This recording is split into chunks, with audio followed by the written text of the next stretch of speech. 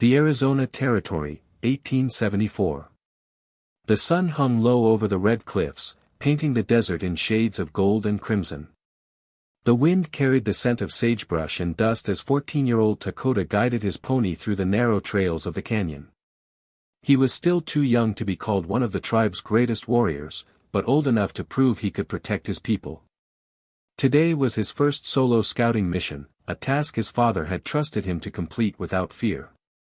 Dakota's sharp eyes searched every ridge and dry riverbed for signs of danger. His grandfather had taught him that the desert always spoke. It whispered through broken branches, disturbed sand, and the flight of frightened birds. A true Apache warrior survived by listening. As he reached the top of a rocky overlook, an unusual sight caught his attention. Thick black smoke rose into the cloudless sky from the western valley. His heart tightened. Smoke meant trouble. He urged his pony forward, carefully weaving through towering boulders until he reached the edge of the canyon. Below lay the shattered remains of a wagon train. Several wagons had been burned to blackened frames. Supplies were scattered across the ground, and frightened horses had long since fled into the wilderness. The silence was unsettling. Dakota knew raids between settlers and different native groups had become common. Violence often left no winners, only grief. Remaining hidden among the rocks, he cautiously surveyed the area. Whoever had attacked was already gone. Then he heard it. A faint sob. He froze. The sound came again, barely louder than the breeze. Dakota slipped silently from his horse and followed the cries toward a cluster of fallen rocks. Kneeling beside a narrow crevice, he looked inside. Curled into a tiny ball was a little girl no older than 5. Her blonde hair was tangled with dust, tears streaked her soot-covered cheeks, and she clutched a ragged cloth doll tightly against her chest. Her blue eyes widened with terror as she saw the young Apache boy. She screamed. Dakota immediately lowered his bow and stepped back. "I won't hurt you," he said softly in broken English he had learned from traders. The child only cried harder. He noticed blood running down her small leg where sharp rocks had cut her skin. She had likely hidden there for hours, too frightened to move. Dakota glanced toward the open valley. If anyone returned, the child would not survive. He faced a terrible choice. His people had suffered greatly because of settlers moving onto their lands. Many in his tribe believed helping outsiders only invited more suffering. If other warriors found him protecting the girl, they might see it as betrayal. Yet his grandfather's words echoed in his mind. Strength is not measured by who you fight, but by who you choose to protect. Dakota took a slow breath. His decision was made. He carefully crouched beside the girl and removed the small water skin hanging from his belt. Unscrewing the stopper, he offered it to her. At first she refused. But thirst eventually overcame fear. With trembling hands, she accepted the water and drank. Dakota smiled gently. "My name." "Dakota." The little girl stared silently. After a long pause, she whispered, "Emma." He repeated her name carefully. "Emma." For the first time since he found her, she stopped crying. Dakota tore a clean strip from his own buckskin shirt and gently wrapped her injured leg. Though she flinched, she did not pull away. Then he lifted her carefully onto his pony before climbing behind her. "We go," he said quietly. The journey through the canyon was slow. Dakota avoided open trails, choosing hidden paths known only to the Apache. Several times he spotted riders in the distance and quickly led the pony into narrow ravines until the danger passed. Emma remained silent, occasionally glancing nervously at the boy who had become her unexpected protector. As evening approached, Dakota finally spotted a small detachment of U.S. cavalry searching the valley below. They were calling for survivors. He knew this was as far as he could go. If the soldiers saw an Apache approaching, they might shoot first. Dakota stopped beneath a cluster of cottonwood trees. He helped Emma down from the pony and pointed toward the soldiers. "Family, he said. Emma looked confused. He gently nudged her forward. Understanding slowly filled her eyes. You aren't coming. Dakota shook his head. She suddenly wrapped her tiny arms around him in a tearful embrace. For a moment, the desert seemed perfectly still. When she stepped back, Emma removed a small silver locket hanging around her neck. Opening the chain, she broke the delicate clasp and pressed one half into Dakota's hand. So you remember me, she whispered. Dakota looked at the shining piece of silver, uncertain why it mattered so much. But he carefully tucked it inside the leather pouch around his neck. Emma smiled through her tears. I'll never forget you. Dakota watched as the little girl ran toward the soldiers, who rushed to embrace her with cries of relief. Before anyone noticed him, the young Apache turned his pony toward the fading sunset and disappeared into the maze of red canyons. Neither of them knew that this brief meeting, lasting less than a single day, would shape the course of both their lives forever. The seasons passed like drifting desert winds, carrying away footprints but never the memories they left behind. For Dakota, life changed quickly after the day he rescued the little girl. His father never learned the full truth about what had happened in the canyon. Dakota simply said he had found no enemies worth chasing. Only the small silver half-locket hidden beneath his buckskin shirt reminded him of the frightened child with bright blue eyes. As the years passed, Dakota grew into a strong and respected Apache warrior. He became known not only for his skill with a bow and horse but also for his calm judgment. While others rushed into conflict, Dakota preferred to observe first and act only when necessary. The elders often praised his wisdom, saying that true courage was measured by restraint as much as by strength. But those were difficult years for the Apache people. More settlers arrived every season. Wagon roads became permanent trails, and trails became towns. Hunting grounds that had fed Apache families for generations slowly disappeared behind fences and military forts. Buffalo and deer grew scarce, and many streams that once flowed freely were diverted to growing settlements. Dakota watched his world shrink. He saw elders forced to leave sacred lands. He witnessed families struggling through harsh winters with little food. Children who should have been learning ancient traditions instead learned to survive on government rations. Every year seemed to steal another piece of the life his ancestors had known. Some young warriors responded with anger. Others surrendered to hopelessness. Dakota carried neither hatred nor surrender in his heart. Instead, he often remembered the frightened child he had chosen to save. Whenever bitterness threatened to take root, he would touch the silver locket beneath his shirt and remind himself that not every person beyond the tribe was an enemy. Far away, in the growing city of St. Louis, Missouri, Emma Whitmore was growing into a young woman. Her family rarely spoke about the terrible attack on their wagon train. The memory remained too painful. Emma had lost relatives that day, and the nightmares stayed with her long after childhood faded. Yet one memory stood brighter than all the others. The Apache boy. Whenever neighbors or schoolmates spoke of Native Americans as ruthless savages, Emma remained silent. She knew they were wrong. "I owe my life to one," she once told her mother. Most people simply smiled politely, believing she remembered the event through the imagination of a frightened child. But Emma remembered every detail. She remembered the quiet voice that had spoken broken English. The gentle hands that wrapped her injured leg. The warm water skin offered without expecting anything in return. Most of all, she remembered the boy walking away alone into the desert after making sure she was safe. As Emma grew older, those memories shaped her choices. She developed a deep love of learning, especially about medicine. During a time when few women became physicians, Emma refused to accept society's expectations.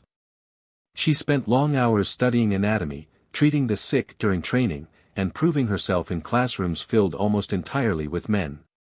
Many doubted she belonged there. She ignored them. Years later, after earning her medical degree, Dr. Emma Whitmore became known for caring for people others overlooked, the poor, immigrants, and families living on the edge of survival. One evening, while reading government reports about disease spreading through native reservations, she paused. Entire communities lacked proper medical care. Children were dying from illnesses that could easily be treated.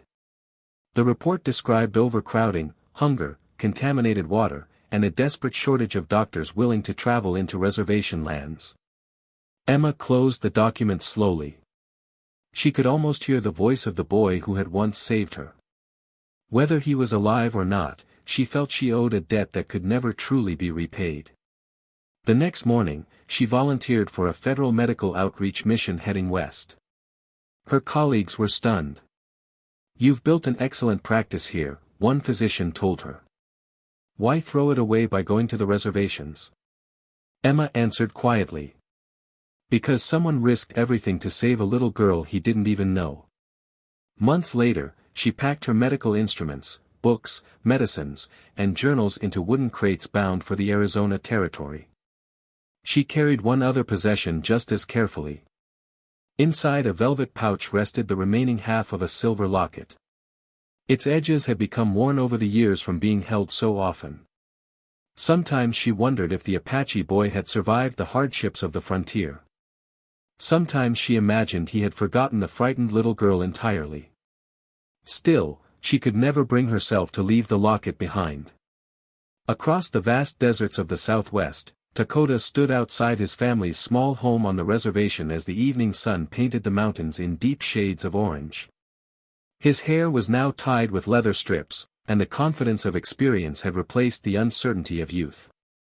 Yet each night before sleeping, he still reached beneath his shirt and touched the same piece of silver.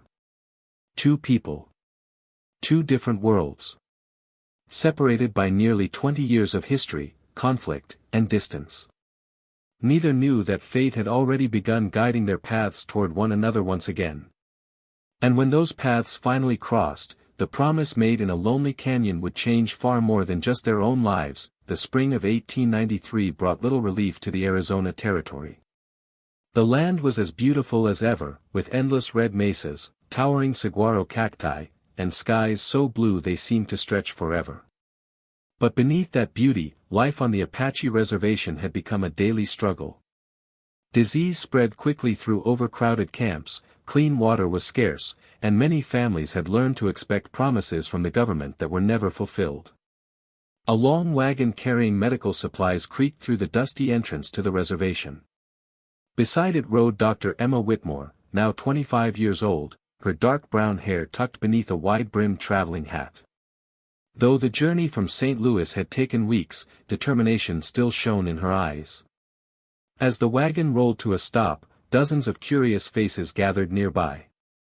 Children peeked from behind their mothers, while elders watched quietly from the shade of cottonwood trees. Emma stepped down, taking in the sight before her. She had read countless reports describing the conditions on native reservations, but no written words could prepare her for the reality. Thin children coughed in the dry air. Elderly men sat silently outside weathered cabins. Mothers waited patiently with sick infants in their arms. Her heart sank. "So much suffering," she whispered. Without wasting time, Emma and her assistants unloaded medicines, bandages, blankets, and medical equipment.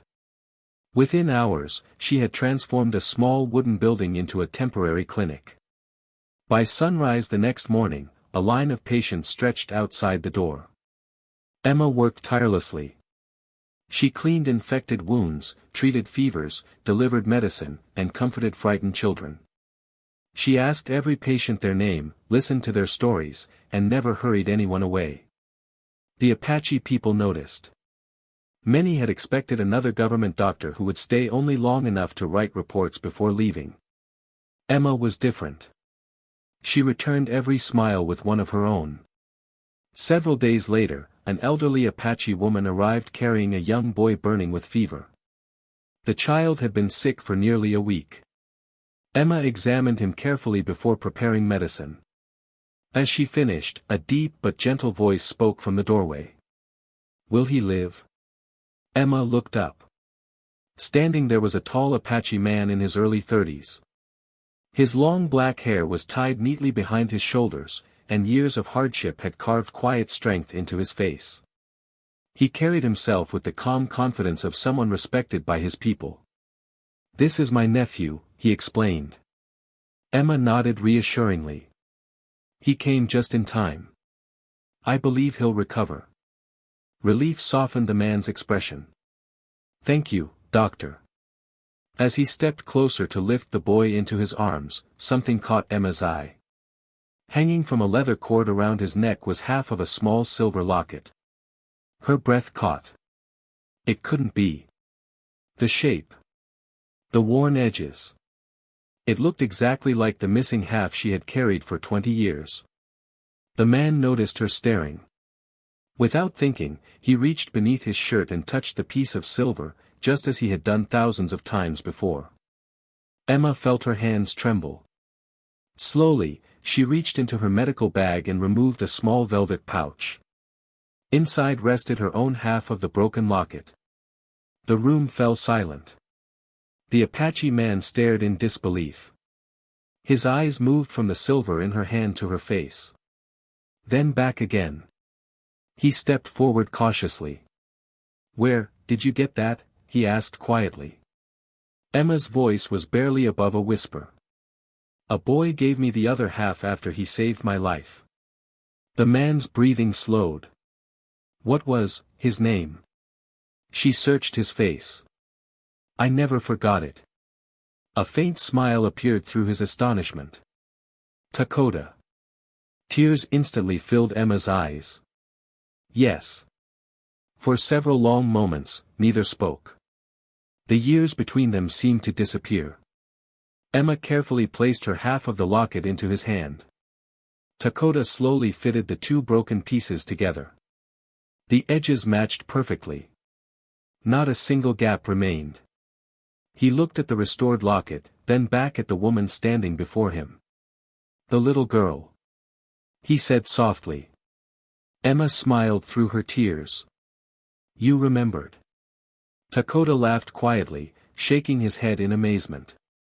"I wondered for many years if you had survived. And I spent 20 years hoping I'd find the boy who saved me." Neither noticed the gathering crowd outside the clinic. Word spread quickly across the reservation. The doctor and the Apache warrior already knew each other. An elder stepped inside, smiling knowingly. "Our ancestors have strange ways of bringing people together." Dakota looked at Emma with the same gentle kindness she remembered from childhood. "You kept your promise," he said. Emma shook her head. "No. I only found my way back." That evening, they walked together beneath a sky filled with countless stars. Dakota showed her the hills overlooking the reservation, while Emma spoke of the life she had built as a physician. They shared stories of the years they had spent wondering about one another. Neither had imagined fate would reunite them after nearly 2 decades. But as they overlooked the quiet valley below, both understood something even greater. The rescue in the canyon had never truly ended. It had simply been waiting for the day when one act of kindness would come full circle, and begin changing countless other lives. The reunion between Emma and Dakota quickly became the most talked about story on the reservation. At first, many people found it difficult to believe. Some thought it was merely a coincidence.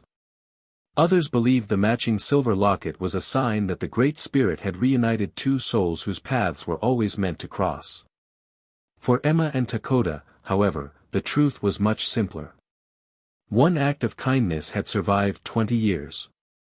Now it was time to let that kindness grow. Each morning before sunrise, Emma opened the small clinic, where patients were already waiting. Mothers carried children suffering from coughs and fever. Elderly men came with aching joints that had gone untreated for years. Young workers arrived with cuts and broken bones from long days of labor. Emma treated every person with patience and respect. She never rushed. She never judged. She learned to greet people in Apache, earning surprised smiles from the elders. Though her pronunciation was far from perfect, they appreciated her effort to honor their language and traditions. Dakota watched these small gestures carefully. Many outsiders had come to the reservation claiming they wanted to help. Most stayed only long enough to collect a government salary before leaving. Emma was different. When the clinic ran low on medicine, she rode nearly 20 miles to the nearest town to purchase supplies with her own money. When storms damaged several homes, she spent evenings helping families repair roofs instead of returning to her quarters to rest. Little by little, suspicion faded. Trust began to take its place. One afternoon, Dakota led Emma to a small stream just beyond the edge of the reservation. The water, once clear enough to drink, had become muddy and polluted. "Our children grow sick from this," he said quietly. Emma knelt beside the stream, studying the water. "This isn't only a medical problem," she said. "It's an engineering problem." Dakota looked puzzled. Emma smiled. "We can prevent illness before it begins." Over the following weeks, Emma wrote dozens of letters to charitable organizations, church groups, and former colleagues in St. Louis. She pleaded for clean water pumps, medical equipment, books, blankets, and school supplies. Many ignored her requests. Some replied that Native communities were a lost cause. Emma refused to accept that answer. Eventually, small donations began to arrive. A few crates became dozens. Volunteers followed. Together with Apache families, they dug wells, built simple filtration systems, and repaired damaged water channels. For the first time in years, many families had access to cleaner drinking water. The number of illnesses slowly began to fall. But Emma's dream reached beyond medicine. One evening, she gathered several tribal elders beneath a large cottonwood tree. "I would like to build a school," she said. Some exchanged uncertain glances. One elder spoke first. "Our children already know the stories of our people. And they should always keep them," Emma answered gently. "But they should also learn to read, write, and understand the changing world around them. Knowledge doesn't replace tradition, it protects it." Dakota nodded. "Our children deserve both." His support carried great weight. Construction began the following month. The school was small, a single-room wooden building with handmade desks, but it represented something much larger. Hope. Emma taught reading and arithmetic during the mornings. Apache elders taught language, history, and traditional crafts during the afternoons. No one was asked to abandon their identity. Instead, both worlds learned to exist side by side. Children laughed together inside classrooms where fear had once lived. Watching them, Dakota often found himself remembering the frightened little girl hidden inside a canyon. He realized that rescuing Emma had not only saved one child. It had planted a seed that neither of them could have imagined. As the seasons changed, Dakota and Emma became an inseparable team. Where Emma saw sickness, Dakota understood its causes. Where Dakota faced distrust from government officials, Emma used her education and reputation to open doors that had long remained closed. Each strengthened the other's weaknesses. Their partnership inspired both native families and nearby settlers. Some local ranchers began donating lumber. A merchant offered discounted supplies. Even a few soldiers volunteered to help transport medicine through dangerous mountain trails. Not everyone welcomed the changes. The reservation's government agent, Charles Benton, watched with growing irritation. He disliked Emma's independence and resented Dakota's growing influence among both the Apache and the surrounding communities. "The Indians are becoming too confident," Benton muttered during a meeting with his assistants. "If they keep gaining support," another man replied, "people might start asking questions about how this reservation is really being managed." Benton's expression hardened. "Then we'll make sure that never happens." Neither Emma nor Dakota knew that powerful enemies had begun quietly plotting against everything they had built together. But whatever challenges lay ahead, one truth had already become impossible to deny. The frightened child Dakota had rescued years ago had returned, not to repay a debt, but to help an entire people reclaim hope, dignity, and a future they feared had been lost forever. By the autumn of 1894, the Apache reservation had begun to change in ways few people thought possible. The clinic was no longer a single-room building. With donations from churches, charitable groups, and neighboring ranchers, it had expanded into a small medical center where families received regular care. The school echoed each morning with the voices of children learning both Apache traditions and English. Fresh water flowed from newly dug wells, and diseases that had once claimed many lives were becoming less common. For the first time in years, hope had become stronger than despair. But hope has a way of attracting those who fear losing control. Government agent Charles Benton watched every improvement with growing resentment. For years, he had ruled the reservation with little oversight. Supplies intended for Apache families often disappeared before reaching them. Funds for repairs mysteriously vanished. Few questioned his authority because few cared enough to investigate. Emma's work threatened everything. Healthy families asked more questions. Educated children noticed unfair treatment. Dakota encouraged his people to stand together instead of living in fear. To Benton, they had become dangerous. One cold morning, a government wagon arrived carrying an official notice. Benton nailed the document to the front of the clinic. By order of the Indian Affairs Office, this unauthorized medical facility is to cease operations immediately pending administrative review. The word spread across the reservation like wildfire. Mothers gathered outside the clinic, frightened that their children would once again be left without care. Emma carefully removed the notice from the wall and folded it into her medical bag. "This isn't about paperwork," she said quietly to Dakota. He nodded. "It's about power." The following day, Benton confronted them openly. "You've overstayed your welcome, Dr. Whitmore," he said with a smug smile. "Your funding ends this week. Pack your belongings." Emma met his gaze without flinching. "My funding comes from private donors." "Not anymore." He handed her another letter. Several supply shipments had been cancelled. Building permits withdrawn. Medical licenses questioned. Every obstacle had appeared at once. Someone was pulling powerful strings. Dakota stepped forward. "You hurt innocent people." Benton laughed. "I follow orders." "No," Dakota replied calmly. "You hide behind them." The word stung more than Benton expected. His smile vanished. "If you continue interfering," he warned, "there will be consequences." He turned and rode away. That evening, the tribal council gathered around a fire beneath the stars. Some elders feared resisting the government would bring soldiers. Others believed remaining silent would only invite greater injustice. Finally, all eyes turned toward Dakota. He rose slowly. "When I was 14, he began, I chose compassion instead of fear. That choice brought Emma back to us. Today we face another choice." He looked around the circle. "If we remain silent because we are afraid, our children will inherit that fear. But if we stand together with truth, they may inherit something far greater." The council agreed. They would not answer injustice with violence. They would answer it with unity. Meanwhile, Emma worked late into the night inside the clinic. She searched through old records, supply invoices, and government receipts she had carefully saved over the past year. Something didn't add up. Boxes listed as delivered had never arrived. Funds approved for food had vanished.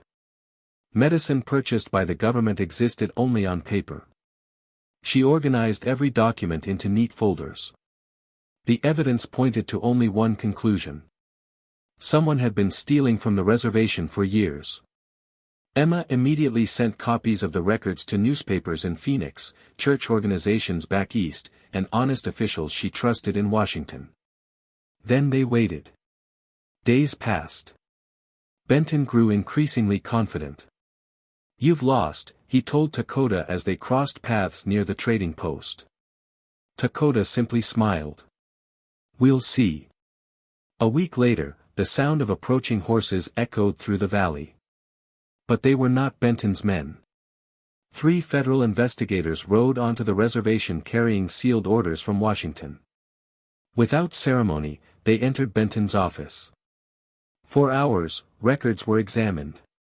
Storage buildings were searched. Financial ledgers were compared against shipment manifests.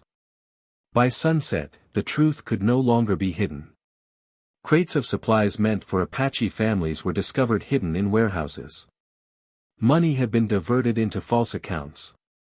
Signatures had been forged. Witnesses came forward one after another. Late that afternoon, Benton was escorted from his office under armed guard. As he climbed into the waiting wagon, he glared at Emma and Dakota. "This isn't over," he muttered. Emma answered calmly.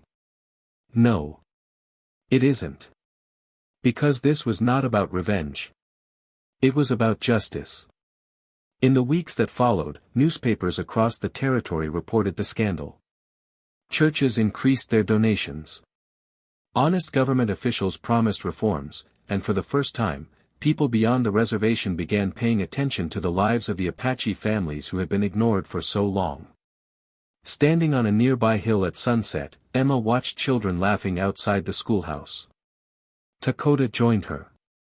"You once saved one little girl," she said softly. He smiled. "And now?"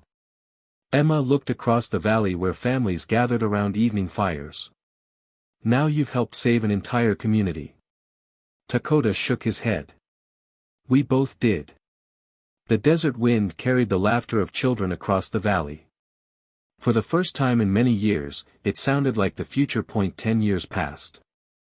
The desert still stretched endlessly beneath the brilliant Arizona sky, but the Apache reservation no longer resembled the place Emma Whitmore had first arrived. Where abandoned buildings had once stood, sturdy homes now lined dusty paths. Fruit trees shaded small gardens, children played beside a clear running well, and the laughter of families filled the evening air. At the heart of the community stood the Whitmore Medical Center, a modest stone building with wide windows that welcomed sunlight into every room. Beside it was the Dakota Learning House, where children studied reading, mathematics, Apache history, language, and the traditions of their ancestors. The names on those buildings had never been Emma's idea. The Apache elders had insisted. "Your kindness belongs to everyone," they had told her. Emma smiled every time she passed the signs, but she always reminded the children, these buildings weren't created by one person. They were built by many hands working together. The children believed her.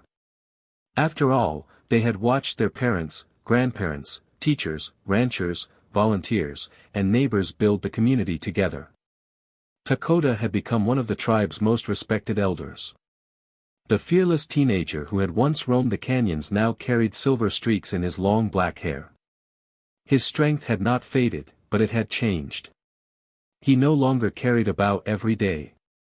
Instead, he carried stories. Every evening, children gathered around him beneath the old cottonwood tree. He taught them to track deer without disturbing the land, to respect rivers even in times of drought, and to judge people by their actions rather than by the color of their skin or the language they spoke. The strongest warrior, he often told them, is the one who protects life whenever possible. The children repeated those words until they became part of the community itself. Emma had grown older as well. Her hair showed touches of gray, and the long days in the desert had left gentle lines around her eyes. Yet her smile remained as warm as it had been when she first stepped onto the reservation with a single wagon of supplies. She had trained several young Apache men and women in medicine, believing that the community's future should rest in its own hands. Watching one of her first students successfully deliver a healthy baby brought tears to her eyes. She realized that her greatest achievement was not the clinic she had built. It was the people who no longer needed to depend on her alone. One cool autumn afternoon, the entire reservation gathered beneath the cottonwood tree for a harvest celebration. Music echoed through the valley.